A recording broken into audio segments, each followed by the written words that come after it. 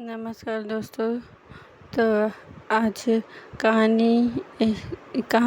आज की कहानी है चूहिया का स्वयंवर। कहानी अच्छी लगे तो please like, subscribe and share.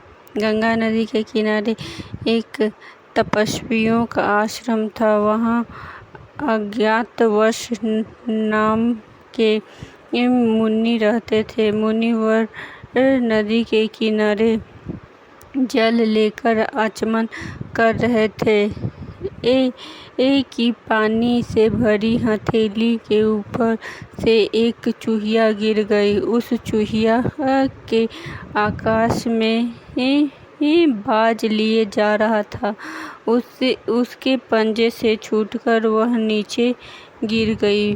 मुनि ने उसे पीपल के पत्ते पर रखा और फिर गंगा जल से स्नान किया। चूहिया में अभी भी प्राण शेष थे। उसे मुनि ने अपने ताप से कन्या का रूप दे दिया और अपने आश्रम में ले आए। मुनि अपनी पत्नी को कन्या अर्पित करते हुए मुनि ने कहा कि इसे अपनी ही लड़की की तरह पालना।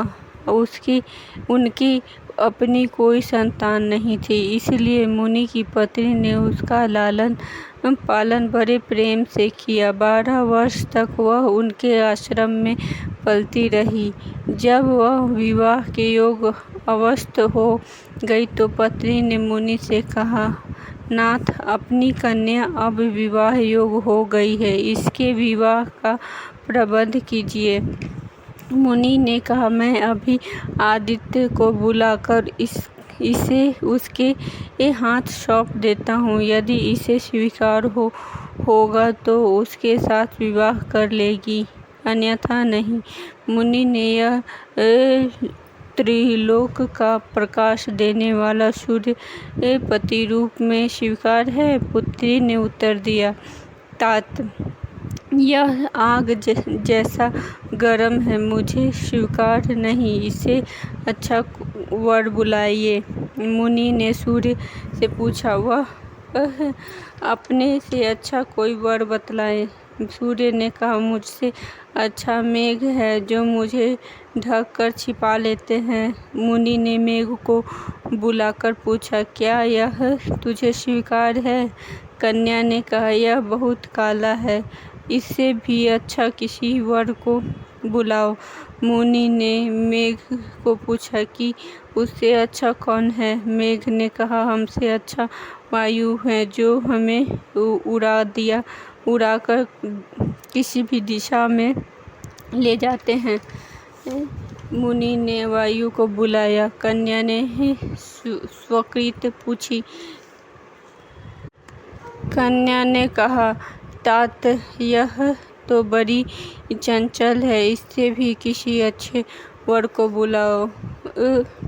मुनि ने वायु से भी पूछा कि उससे अच्छा कौन है? वायु ने कहा, मुझसे अच्छा पर्वत है जो बड़ी बड़ी आंधियों को भी स्थिर रखता है। मुनि ने पर्वत को बुलाया तो कन्या ने कहा, तात, यह तो बड़ा कठोर और गंभीर है, इससे अधिक अच्छा कोई वर बुलाओ। मुनि ने पर्वत से कहा कि वह अपने अच्छे कोई वर सुनाए। तब पर्वत ने कहा, मुझसे अच्छा चूहा है जो मुझे तोड़कर अपना बिल बना लेता है। मुनि ने तब चूहे को बुलाया और कन्या से कहा, पुत्री, यह मूषक राज तुझे स्वीकार हो तो इनसे विवाह कर ले। मुनि कन्या ने मूषक राज को बड़े ध्यान से देखा। उसे विल क्षण अपनापन अनुभव हो रहा था।